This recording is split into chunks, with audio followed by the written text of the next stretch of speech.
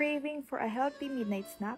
Tara, gawin nating tomato sa sarap ang pork tacos with Del Monte tomato paste. Ito po ang mga ingredients na kakailanganin natin para sa ating pork tacos.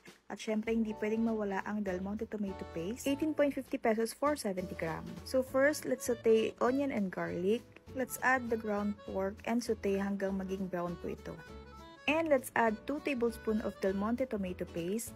At makikita nyo rito na kitang-kita talaga na tumingkad yung kulay at mas luminamnam dahil sa super thick consistency ng Del Monte tomato paste. Kaya kapit na kapit talaga yung lasa sa bawat subo.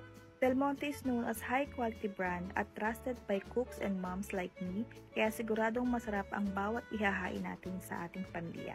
Learn more recipes using tomato sa sarap hashtag or visit www.kitchenomics.com. Mommies, available po ito in your nearest grocery and sari-sari store nationwide.